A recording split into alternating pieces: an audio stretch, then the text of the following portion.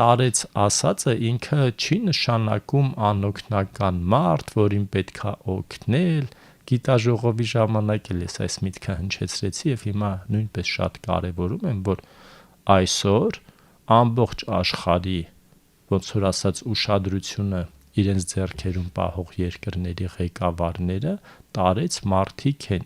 Ջո Բայդենը 80-ն անց է, Թրամփը 80-ն անց է, Պուտինը 70-ն անց է, Էրդողանը 70-ն անց է, այսինքն այսօր տարեցներն են շատ դեպքերում որոշում, թե մնացածները ինչ անեն, եւ դա պետք է չափազանց կարևորվի,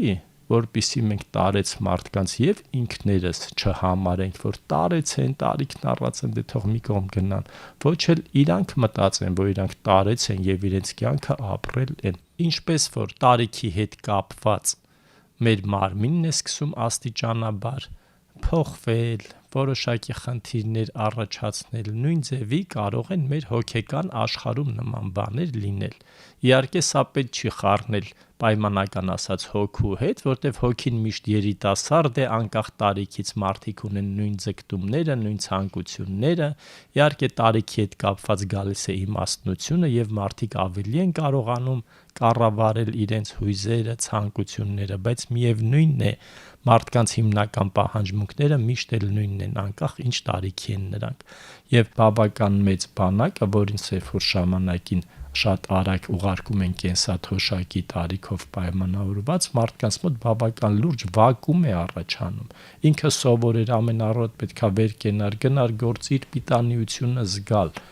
Հիմա դա չկա։ Ինչ պետք է ինքը անի։ Եթե բախտը բերում է, որ ընտանիքը կողքն է լինում, միասին է լինում, սկսում է էներգիան ծախսել երեխաների, թոռների վրա, որը բավական նպաստում է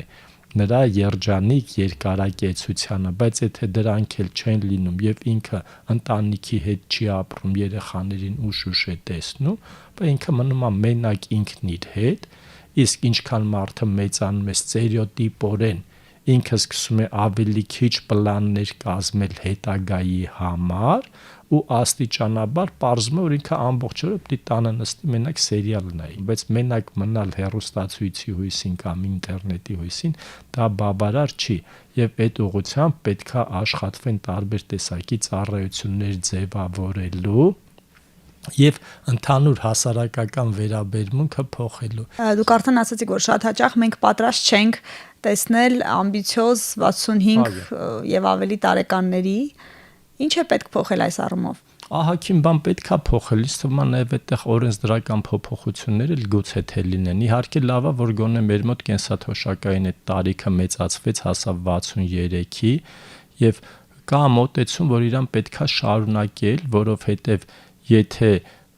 այսօր ցավոք սրտի մենք նայում ենք բոլոր աշխատանքի հայտարարությունները 18-ից 25, 35 տարեկան բարետես աղջիկներ եւ այլն, ինչը շատ նույնիսկ ստիգմայի տարրեր է իր մեջ պարունակում եւ մարդուն ինչա թե ինքը մի քիչ տարիքը առել է, արդեն կարող են ասել դու մեզ պետք չես, մենք քո կարիքը չունենք, մինչդեռ յուրաքանչյուր տարեց, եթե իր կյանքը կարողացել է հասկանալով ապրել, քաշով մեկ ոսկի արժի այն իմաստությունը, որը ամբարվում է տարեցների մոտ, եթե գումարվում է նաև ֆիզիկական ակտիվությանը, ապա նրանք անգնահատելի կադրեր կարող են լինել բոլոր տեսակի հարցերում։ Մենք օրինակ համաշխարհային հոգեբուժական ասոցիացիայում ունենք 80 անց բավական շատ պայծառ գիտնականներ, որոնք այսօր էլ ամենապահանջված դասախոսներից են։ Ավելին, իրանք բավական լուրջ ներդրում ունեն հիմա էլ գիտության զարգացման գործում։ Նույնիսկ հիմա ես չեմ էլ ուզենա իրանց տարիքները ասել, բայց մարդիկ են, որոնք մեր կողքին մեզնից ավելի շատ են աշխատում, հատկապես գիտության եւ կլինիկական բնագավառում, բայց չափազանց կարեւոր է, որ շատ աշխատվի բուն տարեցների ինքնագնահատականը բարձրացնելու եւ ինչ որտեղ պահանջկոտություն դրսեւորելու, այսինքն նրանք պետքա եւ պետությունից եւ կազմակերպություններից եւ հարազատներից պահանջեն եւ իրենց վարքով էլ ցույց տան, որ իրանք անօգնական չեն, ավելին իրանք ունեն բավական մեծ ռեսուրս, որը կարող են օգտագործել։ Եվ այն կազմակերպությունները, այն մարդիկ, այն ընտանիքները, ովքեր կօգտագործեն տարեցների ներուժը, նրանք միանշանակ շահող դուրս կգան։ Հիմա մենք մի հատ շատ կարևոր խորհուրդ ենք տալի բոլոր ձեռնարկատերերին, բոլոր կազմակերպություններին, բոլոր ընտանիքներին։ Եթե դուք սկսեք օգտագործել ձեր տարեց գործընկերների, տարեց ազգականների ներուժը, դա չափազանց պիտանի կլինի, որովհետև նրանք հիմա անհրաժեշտություն չունեն ձեզանից շատ գումարներ պահանջելու այն ներդրման համար, որոնք իրանք կարող են անել, իսկ դուք էլ ոչ շատ գումարներ ծախսելով բավական մեծ գիտելիք եւ փորձ կարող եք վերցնել եւ կիրառել ձեր կազմակերպություններում։ Իսկ տարեց մարդիկ իրենց վրա ըստ ձեզ աշխատում են, փորձում են նոր հմտություններ ձեռք բերել, նոր գիտելիքներ ստանալ, թե այս եղած խարանը նրանց էլ է կաշկանդում ակտիվ լինել, ակտիվ եւ առողջ ծերություն ունենալ։ Ես հիմա հարցին փորձեմ հարցով պատասխանել։ Երիտասարդները աշխատում են իրանց վրա, թե չեն աշխատում։ Կան երիտասարդներ, որոնք շատ լավ աշխատում են, մեծ ձգտումներ ունեն, կան երիտասարդներ, որոնք երիտասարդ տարիքում արդեն շատ տարեցներից ավելի ցանկություն չունեն իրանց վրա աշխատելու։ Ամեն ինչ կախված է միջավայրը ինչպես է ընդունում տվյալ մարդուն, բայց ավելի շատ կարևոր է ինչպիսին է իր ինքնագնահատականը։ Եթե մարդը համարում է լավ, ես արդեն տարիքս առել եմ, պետքա ոչ մի բանով չզբաղվեմ, մենակ իմ երեխաներին, թոռներին խնամեմ, դա էլ բավական մեծ ներդրում է տվյալ ընտանիքում։ Բայց մյուս կողմից էլ այդ երեխաները, թոռները այդքան էլ հավես չեն անում իրենց տատիկների, պապիկների հետ ավելի շատ շփվել, որովհետև փոքր տարիքում շատ սիրում են, մի քիչ մեծանում են, արդեն իրենց ծնողների հետ էլ այդքան էլ հաճույքով չեն շփվում, որովհետև սերունդների տարբերություն կա։ Բայց կարևոր է, որպեսզի ձգտումը երբեք մարդկանց մոտ չմարի, եւ չափազանց կարևոր է, որպեսզի ընտանիքը հասկանա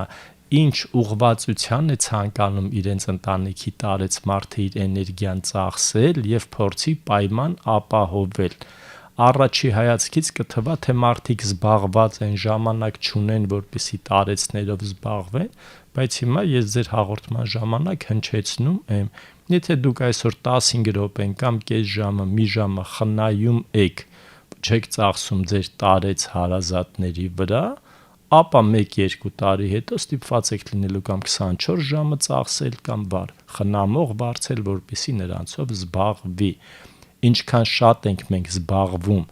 մեր տարեց հարազատներով, այնքան կանխարգելում ենք այն խնդիրների առաջացումը, որոնք տարիքի հետ կապված կարող են առաջանալ։ Իհարկե սա 100%-անոց չի, բայց մեծապես նպաստում է նրանց երջանիկ, արժանապատիվ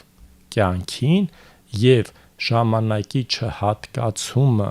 անուշադրության մատնումը, անընդհատ պիտակավորումը շատ արագացնում է խնդիրների առաջացումը։